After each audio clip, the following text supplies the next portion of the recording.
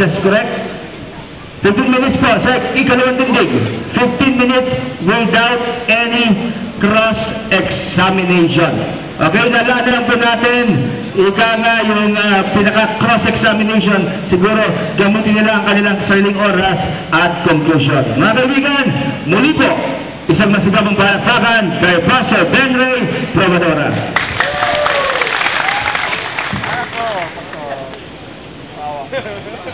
Ka naman pa.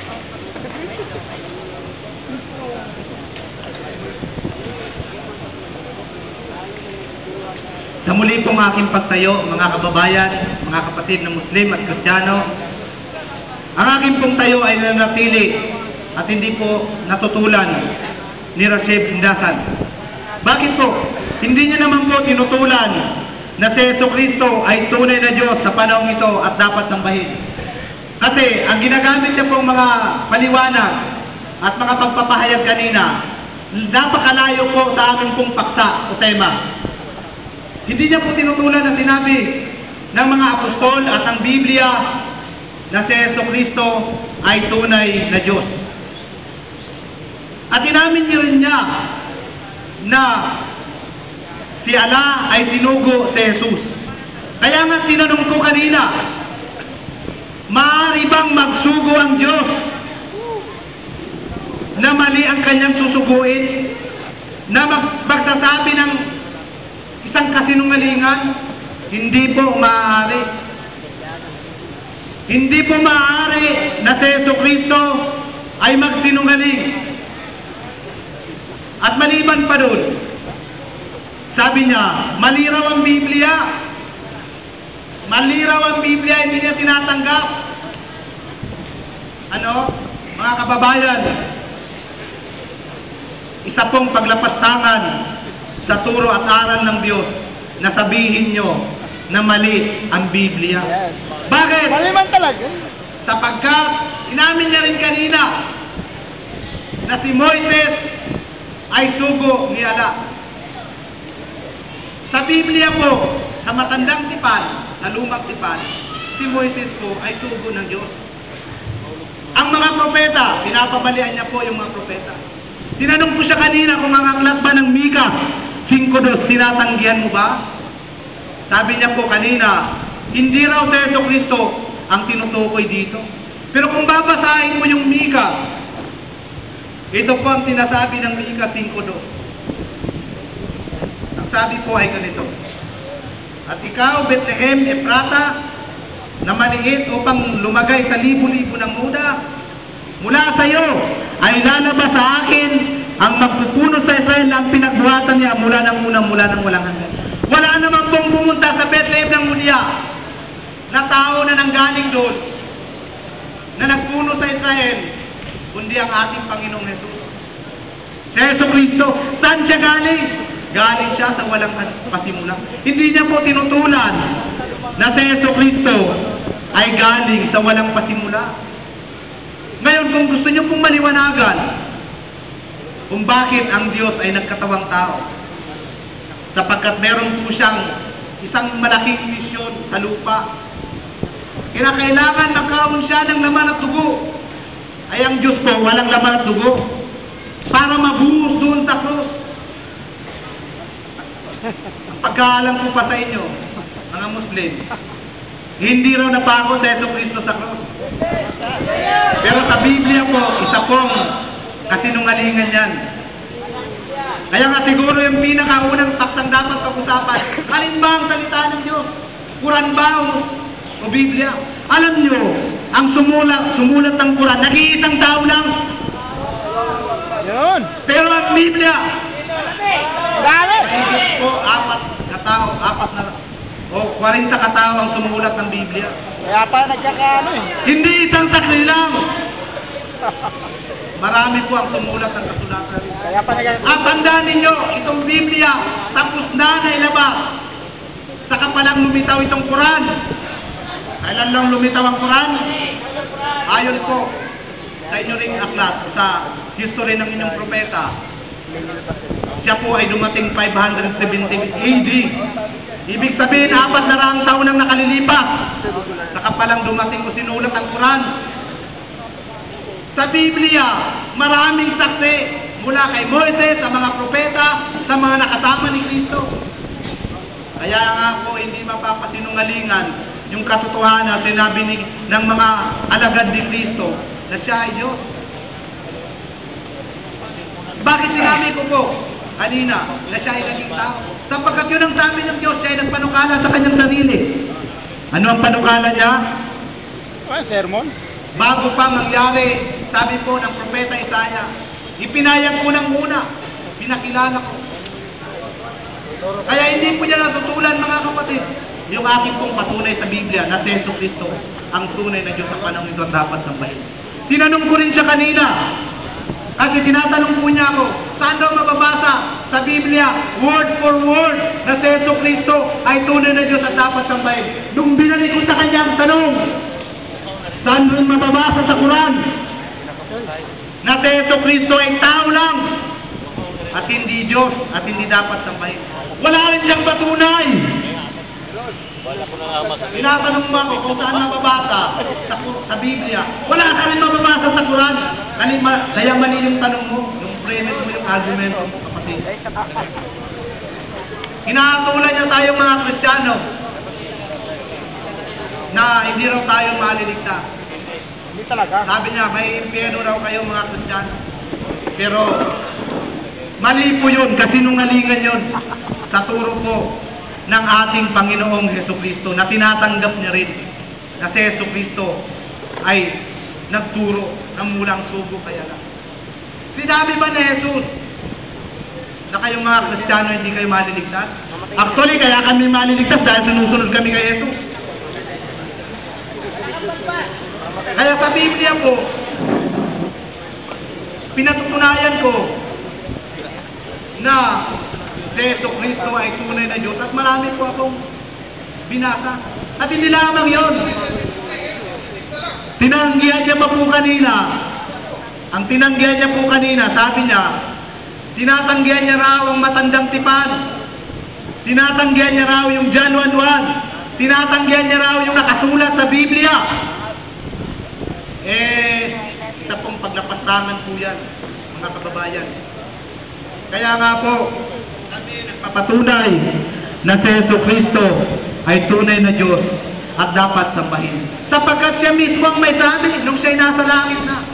Yun pong dumating sa mga apostol, hindi po nila sarili lang yun. Nagsulat po sila ayon sa paliwanag at payag ng Espiritu Santo. Parang katulad rin yan sa aklat ng matandang tipan. Sa kanila pong doktrina, ang Muhammad raw, na kanilang propeta po, nagsalita raw sa pamamagitan ng Anghel Gabriel. Pero ang propeta ng matandang tipan, nagsasalita ang Diyos diretsuhan. Kaya maaari yung sinasabi na isa pong pagsasalita ay wala namang pong witness, wala namang pong saksi na iba pa, siya lang sa kanyang sarili. Kaya nga po mga kababayan, napaka-harmony po ng Biblia. Mula sa turo ng Scripture sa matandang tipan, sa bagong tipan, hindi po sila nagkakaroon po ng sinasabi na dalawang Diyos, maraming Diyos. Hindi naman po namin naaral na marami ang Diyos. Naniniwala rin kami na isang Diyos. Ang Diyos na ito ay naging tao. Sapagkat nakasulat sa John 1:1, hindi niya tinatanggihan, hindi niya tinutulan. Ang sabi doon, ang Verbo ay Diyos. Kaya nga ang tanong ko, mali ba yun? Ulitin ko po yung dapat maging paksa pala, alin ang salita ng Diyos, Biblia at Quran. Kasi kaya hindi tayo magkasundo dahil pinapamalian mo yung nakasulat sa Biblia. Mga kababayan, nananatili pa rin po ang aking tayo at hindi po kayang tutulan ng sino man na si Jesucristo ay tunay na Diyos at dapat sambahin. Hindi niya naman tinutulan na siya'y sinamba. Sinamba po siya. Maging mga anghel, sumasamba sa kay Jesus. Sa Biblia, sabihin mo bang mali yun? Tandaan ninyo, yung aklat ng Biblia, tapos na yan bago dumating ang Quran. Tapos na yan. Nauna pa yan sa Quran. Kailan lang lumitaw si Muhammad? 570 lang.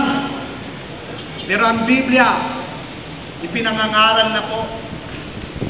Kaya sasabihin ninyo mali ang Biblia, kayo lang ang nagkakamali nun, mga kababayang Muslim.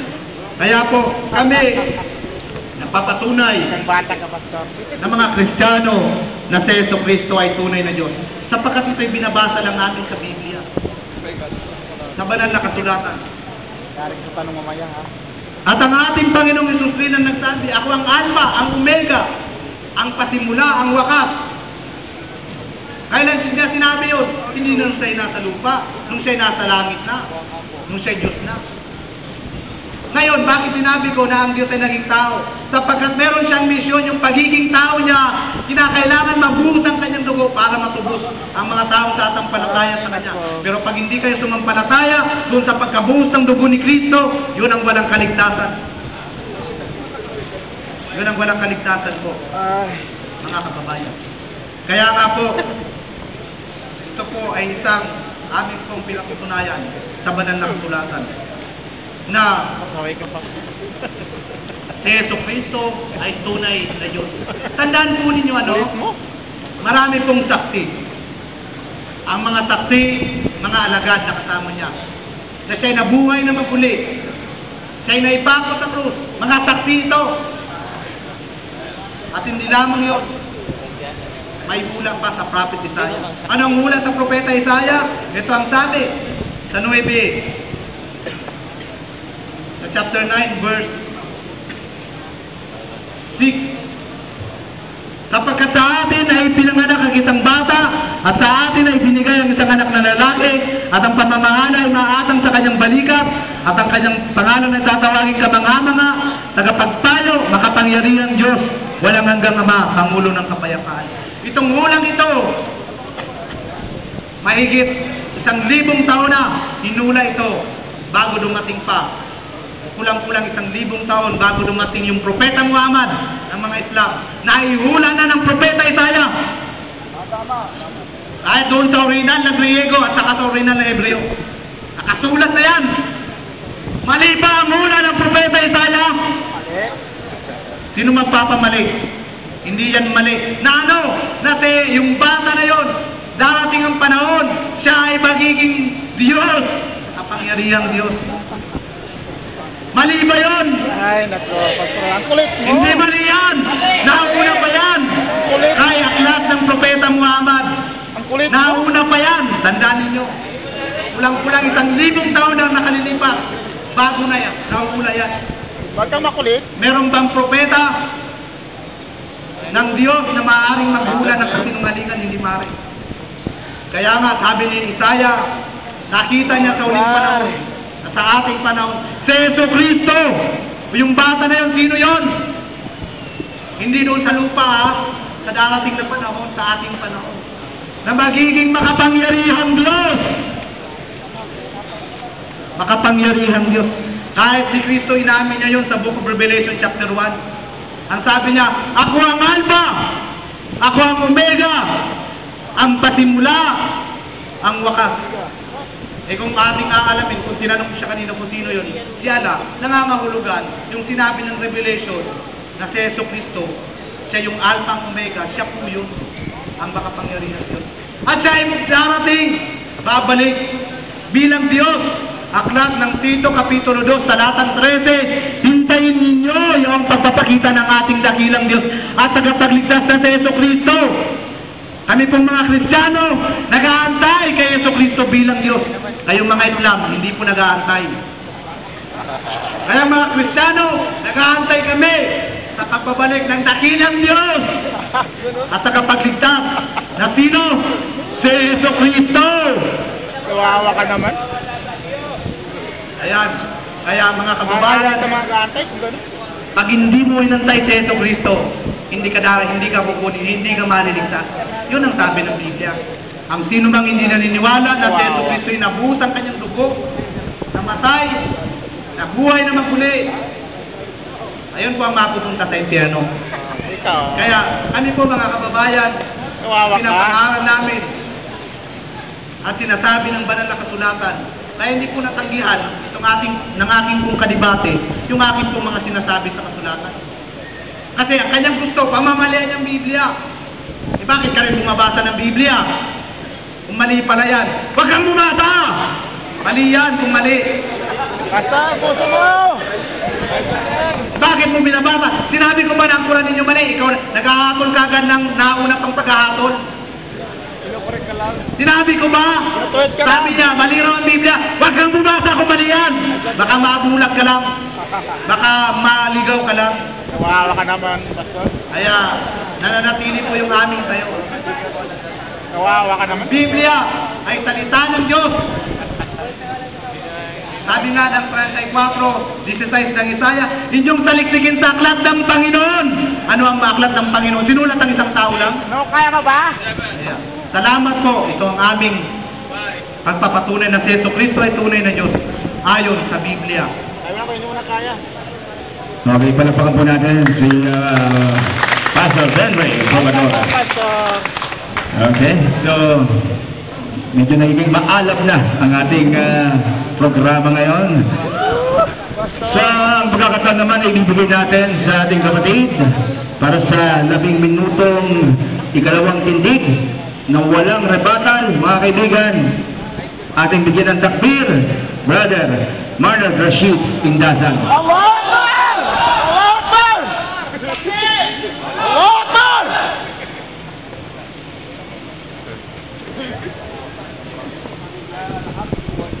Alhamdulillah. Alhamdulillah Rabbil Alamin. Ang lahat po ng papuri at pasasalamat ay kay Allah, ang Panginoon ng lahat ng nilalang. Kanina, ayaw kong patulan yung tanong niya. Kasi may tanong siya, may nababasa ka ba sa Quran si Kristo, tao lang? Technical ho yun eh. Yung salitang tao lang, una-una wala sa paksa yun eh. Lumalabas, kaya niya tinatanong yun, hindi yun napapatunayan yung paksa. Diba? Kasi binalik niya yung tanong eh. Tinatanong ko siya kung may mababasa. Ha? Patungkol kay Jesus na siya ang Diyos sa kasalukuyan o sa panahon ito.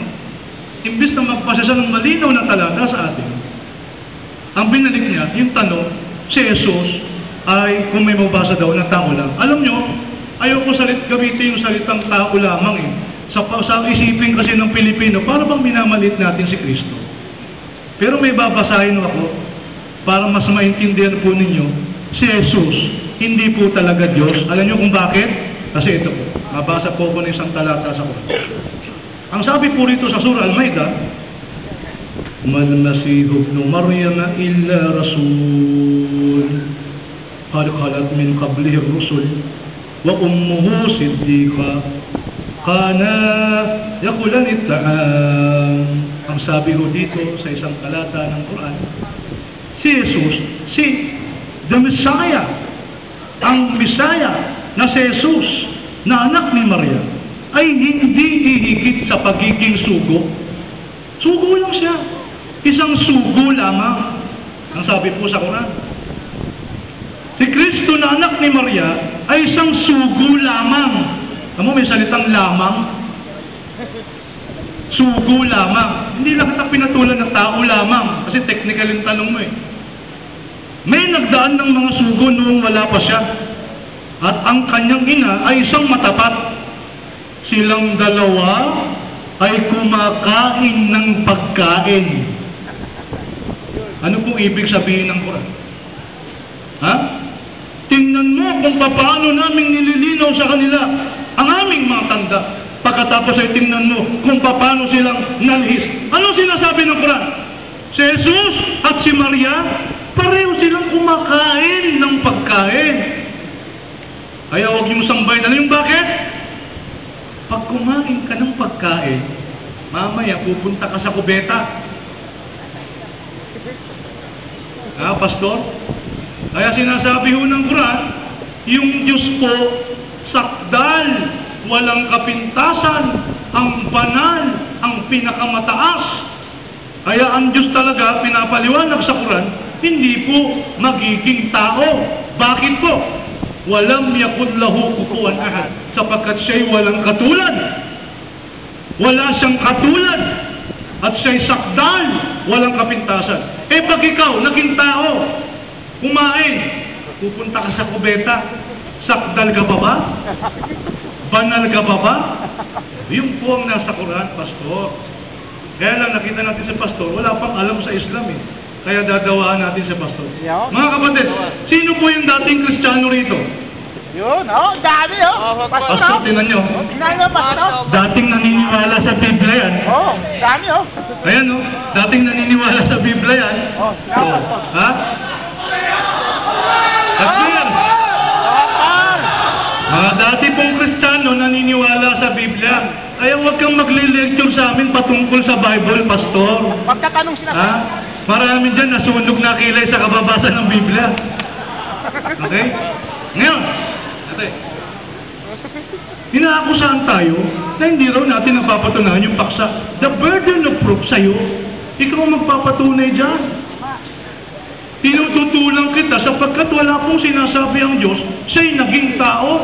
Hinahanapan kita ng talata, wala kang mabigay. Hinahanapan kita ng talata na sinabi ni Kristo, ako yung Diyos na naging tao. Wala din eh. Hinahanapan kita ng talata kung sino sa 12 alagad ang nagturo na si Jesus, ang Diyos sa kasalukuyan, ang tunay na Diyos. Wala kang nabigay eh. Tapos sabihin mo, hindi kita natutulan. Oh, pambira ka naman. Akala ko si Baladat lang hindi nakakaunawa. Ikaw pala, mas malala. With all respect sa'yo. Sapagkat yung nagsugo at sinugo, pareho lang sa'yo. Okay. Tingnan nyo, malinaw. Sino ang tunay na Diyos? Si Kristo nagsabi. Makilala ka nila. Tingnan nyo ha, kung si Kristo yung Diyos na naging tao, dapat wala siyang dinadasalan. Illogical that Jesus will pray wherein He knows that there is no God. He knows that He was God who became man. It's very illogical that Jesus Christ uttered or render prayers unto God. Anong tawag mo doon? Bakit siya nagdadasal, pastor? Wala palang Diyos nung siya'y naging tao. Eh bakit sinabi ni Kristo, tumingala siya sa langit? At ang sinabi niya, upang makilala ka na nag-iisang Diyos na tunay. Hindi siya yun. Hindi siya yun. Eh sino yung kinakausap niya? Sino yung sinasabi niyang nag-iisang Diyos na tunay? Ano, alam niya ba na wala ng Diyos? Alam ba niya na siya yung Diyos na naging tao at hindi na siya Diyos? Eh kung gayon, bakit siya nakikipag-usap sa Diyos? At parati niyang sinasabi, sinugo ako ng Diyos. Yun ang problema mong malaki. Tapos sasabihin mo, upang ipaliwanag sa amin ang mensahe ng Bible, magkakaproblema ka sa Kristiyano pa lang, may laki problema mo. Maraming Kristiyano hindi maniniwala sa'yo. Na walang Diyos for 34 years. Ngayon, siya ba ang tunay na Diyos sa kasalukuyan? O, kaya ang Diyos ba ay pwedeng maging tao? Hindi po. Sapagkat ang sabi po ng Diyos, ito ang Diyos, the Bible defines what is God. Ang sabi po sa isang talata ng unang Timoteo, yan po ay nasa chapter 6, verse 16. Ang sabi po dito, na siya lamang ang walang kamatayan. Yung Diyos po hindi namamatay. Nananahanan sa liwanag na di malapitan, na di nakita ng sino mang tao, o makikita man. Pastor, sabi mo kanina, si Jesus makikita, therefore, hindi sa Diyos. Bakit? Ang Diyos daw, hindi nakita, o makikita man. Tandaan mo talata, unang Timoteo 6:16. Huwag mo akong akusahan, hindi ka naniniwala pa dyan, huwag mong basahin. Hindi, kailangan basahin ko. Kasi ginagamit ko to laban sa'yo. Hindi mo maunawaan eh. Hindi mo maintindihan eh. Ang Diyos, hindi nakita. Hindi raw nalapitan o malalapitan kasi nakabalot ng liwanag eh. Hindi nakita ng sino mang tao o makikita man. Yan ang Diyos ayon sa Bible. Salungat sa'yo. Oh. Walang kamatayan. Eh kami ho ang Diyos, inshallah, makikita ho namin. Makikita po namin si Allah. Inshallah. At yan ang pinakamasarap na damdamin ng isang tao. Kaya ang tao malungkot eh. May emptiness sa kanyang puso eh. Ang pinakamasarap na sandali, na mararanasan po natin, makita ho natin kung sino ang lumikha sa atin. Pastor, wala po sa Bible kapag hindi ka sumamba kay Kristo, pupunta ka sa impyerno. Wala pong ganun. Wala pong ganun. I'm sorry to say. Wala kang mababasa sa Bible that if I do not worship Jesus Christ, I will go to hell. That's a challenge. Ha? Ngayon, isipin ninyo mga kababayan, kung tama ang Quran, paano na lang kung tama ang Quran? Na kapag hindi si Allah ang sinamba mo, pupunta ka sa impyerno. Direktang sinabi. Ay, nako, Pastor. Khalidina abada. Upang kayo'y manatili doon, magpakawalang hanggan. Paano kung totoo ang Quran, Pastor? Hayagang sinasabi, si Kristo mismo nagsabi, pag kayo'y nagtambal sa pagsamba maliban pa kay Allah, ang iyong hahantungan ay impyernong apoy. Dapat mag-isip tayo rito, mga kapatid mga kababayang hindi pa Muslim, gamitin ho natin ang ating isip. Huwag tayong basta-basta maniniwala. Napakadelikado po ng doktrina ni Pastor na tinuturo sa atin. Walang Diyos for 34 years. Kung gagamitin mo to, hindi ka maniniwala kaya lang pag hindi itong ginamit mo, mahirap yan. Mahirap yan. Kaya nga isa sa layunin namin na umaharap dito. Alam mo ninyo, yung mga taong mapupunta sa impyerno, ang unang-unang dahilan, ang kanilang isisigaw sa impyerno, yung hindi nila ginamit ang kanilang pag-iisip. وَقَالُوا لَوْ كُنَّا نَسْمَعُ أَوْ نَعْقِلُ مَا كُنَّا فِي أَصْحَابِ السَّعِيرِ. Sasabihin ng mga taong nang pumasok sa impyerno, kung kami lang sana ay nakinig at ginamit ang aming pag-iisip, wala sana kami ngayon sa naglalagablab na impyerno apoy. Bakit napunta sa impyerno? Kasi hindi ginamit ang isip Ikaw ba may isip ka kung maniniwala kang walang Diyos for 34 years? Ikaw ba may isip ka kung kayo paniniwalaan mo? Yung nagsugo at sinugo, pareho lang yun. Yung sumuko at susuko, pareho lang yun. Hindi nyo natutulan yun Ha? Ngayon, Pastor, sabi ho ng Diyos, the Lord changed not, and with no variation, neither shadow that is cast by turning. Sa James po, chapter 1, verse 17. Ang Diyos po, hindi talaga nagbabago. Hindi pwedeng magbago. Siya mismo nagsabi, I change not. He don't change His nature. Kaya hindi po kami naniniwala na ang Diyos ay naging tao. Kapagkat hindi mo kami nabasahan ng talata. Ang burden of proof ay nasa iyo. At kanina binasa ko, hindi niya tinutulan. Paano yung pastor sa araw ng paghukom? According to your Bible, Jesus will surrender unto God. Siya'y susuko sa Diyos.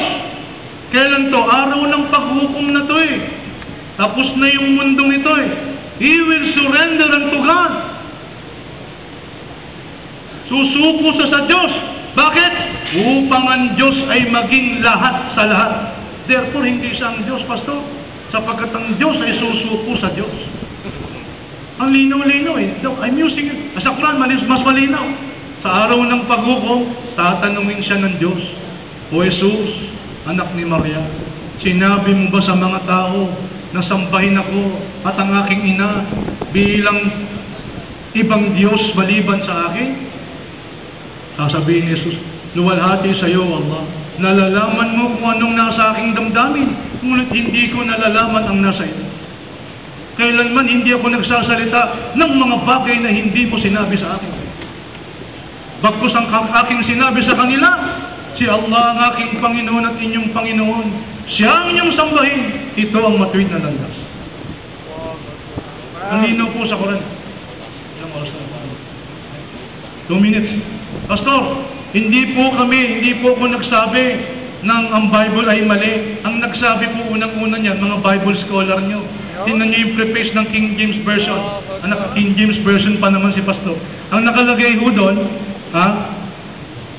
the King James Version have grave defects and so many and so serious.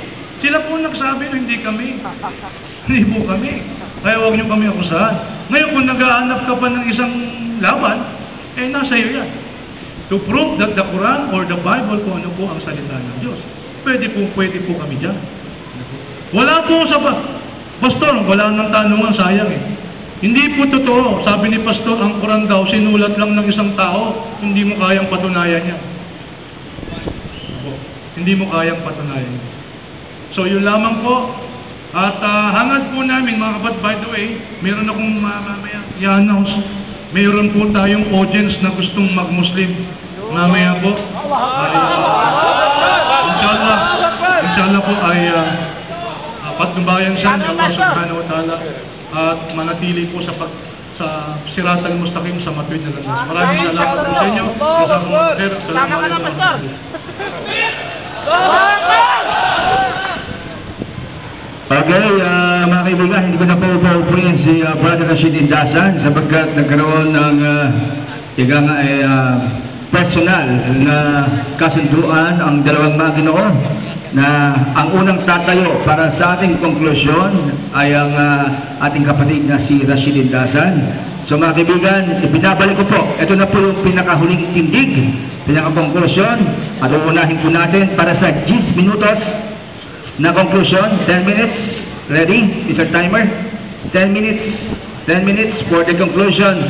Mga kaibigan, takbir para kay Brother Rashid Indasan.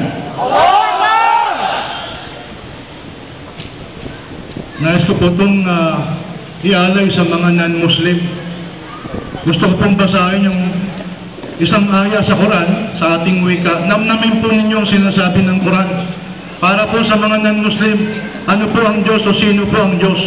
Malinaw pong sinasabi sa isang talata po, sa isang aya ng Quran, pakinggan po ninyo. Para po sa mga hindi Muslim. Wallahu alladhi la ilaha illa huwa alimul ghaibi wash-shahada war-rahmanur rahim. Siya ay si Allah na walang Diyos kundi Siya ang nakakaalam sa nakalingid at nasasaksihan.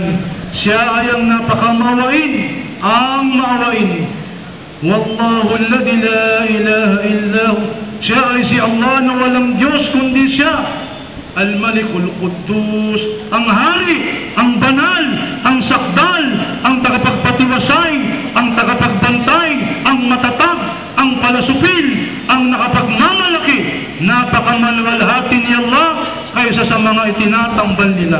Siya ay si Allah, ang tagapaglikha, ang may kapal, ang tagapag-anyo.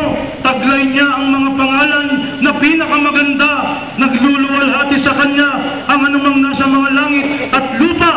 Siya ang matatag, ang marunong. Mga kapatid, hindi niyo mababasa sa Biblia ang ganitong pangusap patungkol sa Diyos. Ito po'y challenge. Kina-challenge po tayo ni Pastor patungkol sa Biblia. Maganda po yan. Maganda po yan. Ha? Maganda po yan. Kasi wala ka na patunayan. Hindi mo na patunayan. Hindi mo na kumbinse yung mga tao rito na walang Diyos for 34 years. Hindi mo na kumbinse yung mga tao dito na yung Diyos talagang nagkatawang tao at inalis niya ang kanyang pagka-Diyos. Hindi mo na patunayan na ang Diyos mismo nagsabi, ako ang Diyos ay nagkatawang tao. At hindi mo napapatunayan na si Kristo nga ang tunay na Diyos sa kasalukuyan, lalong-lalo na sa inaharap, palibasa sa isusuko sa Diyos. So ito po, mga kapatid na wala pa sa pananampalatayang Islam, namnamin ninyo ang sinasabi po ng Quran. Siya, si Allah, wala ng Diyos maliban sa Kanya. Ano ang pangalan? Allah. Kanina tinanong tayo, ang pangalan daw ng Diyos, YHWH. Ikaw ba nagdadasal, Pastor? YHWH, tulungan mo naman ako. Ha? Tinatawag mo ba siya? YHWH! Tulungan mo ako! Ha? Yan ang problema nyo. Ang problema sa Kristiyano, hindi ko naman sinasabi, hindi ko nahusgahan ng Kristiyano eh. Sila lang ito nakita namin, anong pangalan ng Diyos, hindi po alam ng Kristiyano. May nagsasabi, Yahweh. Inimbento po yung salitang Yahweh. Sabi niya, YHWH. Iba naman, Jehovah. May nakalaban ako sa Antipolo, Yuhu. Kailangan itingkayad mo yung paa mo, Yuhu. Pag hindi tiningkayad, hindi mo mabibigkas ng tama, Yuhu. Ang hirap eh. Diba? Oh, anong pangalan ng Diyos? Kami magbabasa niyan, yung Tetragrammaton, dapat kami magbasa niyan. Kasi Hebrew yan. At ang Hebrew at Arabic ay Semitic language. Oh. Mamaya sa tanungan, tanong niyo po sa amin, paano namin basahin yung Tetragrammaton? Yud-He, Wav-He, tuturuan po kayo ng Muslim. So siguro hanggang dito na lamang para makapagtanong na kayo. Maraming salamat po sa nag-organize dito. Maraming salamat sa inyo mga kapatid at sa mga tumulong po. May Allah accept our deeds. Tanggapin niya Allah ating mga pagpapagal at tayo pagpalain ni Allah subhanahu wa ta'ala. Manatili tayo na sumasaksi na walang Diyos, walang dapat sambahin malibang kay Allah. Maraming salamat po sa inyo. Assalamualaikum warahmatullahi ta'ala. Okay, maraming salamat para sa huling tindig, konklusyon ni Brother Rashid Dasan at yan ay yata ang pinakamabilis na 10 minutos. At mga kaibigan, sa ulit pagkakataon po ay ating mga kapiling dito sa ating Rueda, sa ating podium, ang ating bisita, mga Ginoo, para sa kanyang konklusyon, ating tawagin ang huling tindig ni Pastor Ben Ray Probadora. Isang masigabong palakpakan po.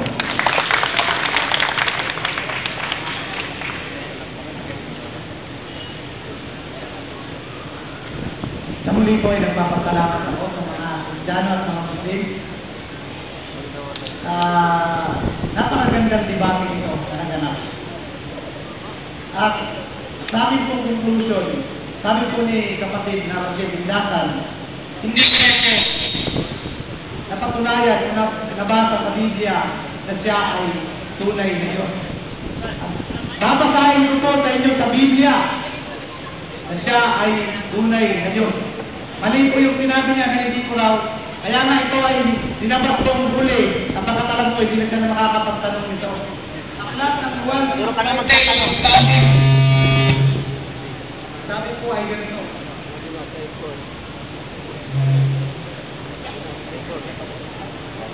At nalalaman natin na naparito ang anak ng Diyos at tayo binigyan ng pagkaunawa upang ating siyang makilala na totoo at tayo sa Kanya ng totoo sa makatutbagay sa Kanyang anak na si Jesucristo. Ito ang tunay na Diyos at buhay na walang hanggan. Kaya mali yung sinabi niya na hindi ko raw nabasa sa Biblia na ito ay tunay na Diyos. Pero nabasa ko sa Biblia na anak ng Diyos si Jesucristo, ito ang tunay na Diyos at walang buhay na walang hanggan. Kaya mali po yung sinabi niya, mga kababayan, na hindi ko raw nabasa sa Biblia. Binasa ko sa inyo, ulitin ko lang, at nalalaman natin na naparito ang anak ng Diyos at tayo binigyan ng pagkaunawa. Kaya dapat magkaroon kayo ng pangunawa. Na ano? Upang ating makilala siya na totoo at tayo sa Kanya na totoo. At tayo sa Kanyang natotoo sa makatibay sa Kanyang anak na si Jesucristo. Ito ang tunay na Diyos at buhay na walang hanggan. Kaya mali po yung sinabi niya. Pangalawa, na akin pong pagpapatunay na sa akin pong conclusion. Yung ginamit niya pong aklat ng Timoteo na hindi nakikita, hindi niya po naintindihan yun. Yung sinasabi po doon. Bakit? Sapagkat yung Timoteo na hindi maaaring makita o makikita kailanman, eh gusto niyang ipaglaban doon sa Biblia na para pag gusto niyang palabasin na nag-contradict. Hindi po nag-contradict yun. Dapat maliwanagan ninyo at maunawaan lamang ninyo kung ano ang ibig sabihin nun. Ang ibig sabihin nun, na sabi doon, hindi siya nakita. Kailan siya hindi nakita? Sapagkat siya naging tao na, hindi siya nakita. Yun yung ibig sabihin nun. Sapagkat siya, inalis niya ang kanyang pagka-Diyos. Inubad niya ang kanyang pagka-Diyos. Naging tao siya. Kaya kasabi ni Pablo, siya bagamat nasaan yung Diyos. Eh ang Diyos po, nakita ni Abraham noon. Pero meron panahon na ang Diyos hindi nakita. Sapagkat ang Diyos ay nawala. Yan ang totoo. Kaya dahil niya po yan sa lugar. Ano pa po ang ibig sabihin? Tapos sabi niya pa po, pag hindi raw tayo sumampalataya kay Kristo, hindi raw tayo sumamba, hindi raw tayo maliligtas. Pero sabi po ni Kristo sa Juan 14, 1 hanggang 2, magsisampalataya kayo sa Diyos at sa akin, sa bahay ng aking Ama. Anong ibig sabihin niya? Doon sa kanyang kaharian. Pag sumampalataya ka sa kanya, ililigtas ka niya. Pero kung ayaw maniwala, na sinabi ng Biblia, ito ang tunay na Diyos. Kaya mga kababayan, mga Kristiyano at mga Muslim, gusto namin ibalik yung mga Muslim sa aral ng tunay ng Panginoong Jesucristo. Ay, nako! Tunay ng aral ng Jesucristo. Siya ay tunay at siya po ay sinasampa. Kaya wag niyo pong sabihin na mali po yung sinabi ni Jesucristo dito sa Biblia. Oy, tayo na yung Biblia mo! Ginamit na rin po yung Quran. Sabi po ng kapatid na Indasan, si Jesucristo raw ay nagsabi doon sa aklat po ng Quran. Alam niyo mga kapatid, hindi naman si Jesucristo po doon sa Quran nila kasi yung Quran, ikwinento na lang, sinulat na lang yan ni Muhammad. Nasaksihan niyo ba si Kristo? Hindi niya nasaksihan si Kristo sa lupa. Ang nakasaksi nun mga apostol. Kaya sinong paniniwalaan natin? Si Muhammad o ang mga apostol? Muhammad! Sa inyo si Muhammad. Pero sa amin, ang saksi mismo. Kapagkat nakasama nila mismo si Kristo sa lupa. Yan. Gusto mo? Ang mga Kristiyano, naniniwala kami na nakasama ni Jesucristo sa lupa ang mga apostol. Kaya maniniwala kami sa sulat ng mga apostol. Kesa sa sumulat na matagal nang nakalipas ang panahon. Ayan, kaya po, intindihin nyo naman mga kapatid namin Muslim ang sinasabi po ng kasulatan. Sinabi ng kasulatan na saksi sila. Hindi lamang po isang saksi, ang rami-rami ng saksi ng patunay. Kaya, ito yung kanino kami maniniwala? Sa Quran ba? Tanong na! Na sinulat ng isa lamang, kaya sabi niya, hindi lamang ng isa, ipatunayan niya na marami. Pero dapat, patunayan mo sa akin, na yung nagsulat yan, eh kasama ni Kristo sa lupa. Ha? Kasama ni Kristo sa panahon yun, sa lupa. Sapagkat, kung kasama ni Kristo sa lupa, nakarinig talaga sila ng katotohanan. Sinabi niya ito. Ayan. Kaya, sa akin pong patunay, sa akin pong conclusion, sinasabi ko po na si Jesucristo ay tunay na Diyos ayon po sa pagtuturo ng banal na kasulatan. Bakit po? Mahalaga po ito. Sapagkat sabi ni Jesucristo, ang hindi maniwala sa aking salita ay merong hahapon sa kanya ang salitang aking isinabi sa inyo. Sa 12:48 ng Juan ay siyang hahapon sa inyo. Kaya ako, mga kapatid naming Muslim, gusto namin ibalik kayo sa pananampalatayang Kristiyano. Sapagkat si Kristo ang may sabi. Sabi po doon, sa Gawa 4:12, walang ibang pangalan sa silong ng langit na sukat nating ikaligtas, hindi sa pangalan lamang ni Jesucristo. Ay, napapasol! Kawawa ka naman At yan ang pinatutuhanan ng mga propeta, pinatutuhanan ng mga apostol. At sa kanyang pagsampalataya ay maliligtas ang tao. Oh, lakad Sa kanyang paglilingkod natin kay Jesucristo, magkakaroon ng tao ng buhay na walang hanggan. Sapagkat kung nabinasa natin, ito ang tunay na Diyos. At at buhay na walang hanggan. Kaya hindi makakamit ang tao pag hindi ka niwala na si Jesucristo ay tunay na Diyos. Sa panahong ito, kung siya'y bumalik sa langit at magkakaroon ka ng buhay na walang hanggan. Kaya po, mga kababayan, maraming salamat po. Sana, nung aming pong paksang ito na napatunayan ko po na si Jesucristo ang tunay na Diyos. Sabi niya na, wala na akong nababasa. Binasa ko po, letra por letra, sa Biblia. Si Jesucristo, ang tunay na Diyos. Kaya, maliwanag po ang sinasabi ng kasulatan. Ngayon, kaya nga tinatanong ko siya kanina, saan naman mababasa na sinabi doon sa matandang tipan na ang pangalan ng Diyos ay si Allah? Doon sa original na Griego at saka sa Hebreo, pangalan po doon, original ha, sa original, kahit tingnan nyo po sa original, yung tetragrammaton po na sinasabi. Hindi po Allah ang nakalagay doon. Hindi po Allah ang nakalagay doon. Sa original na Hebreo, mga kabayan. Kaya, kami po pa rin ay naniniwala sa puro at aral ng banal na kasulatan. Sapagkat ang banal na kasulatan, nagpapahayag ng katotohanan. Kaya nga sabi ni Yesu Cristo, kung makikilala ninyo ang katotohanan magpapalaya sa inyo. Kaya, nakalang, kapatid, yung sinabi mo sa akin na wala akong mababasa, pasensyahan ka na po, nagkamali ka po sa sinabi mo. Sapagkat binasa ko sa'yo sa Biblia, na napakaliwanag pa po. Isang sikat na araw, baka hindi mo lang ito nabasa. Baka hindi lang po napansin. Kaya, tandaan po ninyo, mga kababayan Kristiyano at mga Muslim, anino kami maniniwala doon sa nagsulat lang ng Quran na wala na si Kristo sa lupa ng mga apostol matagal ng patay, nagkwento lang, o kaya doon sa mga saksing buhay na nakasama ni Kristo sa lupa. Kaya maraming salamat po sa pangaking patunay na sa grupo po ng Gospel of Christ, Apostolic Doctrine Pentecostal Oneness, pinatutunayan namin na si Yesu Cristo ayon sa Biblia, siya ay tunay na Diyos sa panahon ito at dapat sampahin. Nawawa ka naman, Pastor. Maraming salamat po sa inyong pakikinig at nawa nagkaroon po ito sa inyo ng isang malinaw na pangunawa at malinaw na pagising doon sa banal na kasulatan na ang Biblia ay dapat nating paniwalaan at ang sinabi ng banal na kasulatan.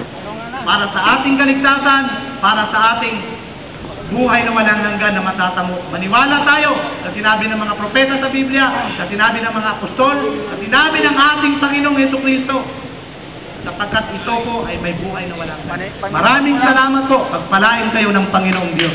Thank you, Pastor. Ano? Thank you so much, Pastor Ben Ray Probadora. Palapakan po natin. At mga kaibigan, din na po ang inyong pinakahihintay. Magkakaroon na po tayo ng interactive segment kung saan po ang lahat po sa atin, kung di man lahat ay karamihan sa atin ang makakapagtanong. Isa na po pakiusap, may nakaihanda na po natin yung mikropono dito.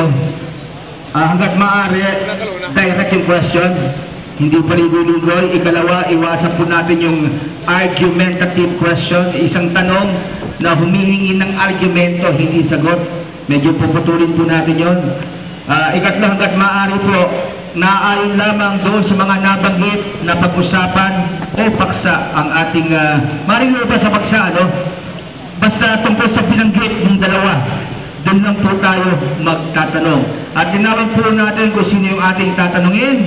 At ika-apat, alternate po ang tanungan. So, lalagay na po natin yung isang mikropono doon sa baba. At isimulan na po natin. At ako lang po ay na. Okay.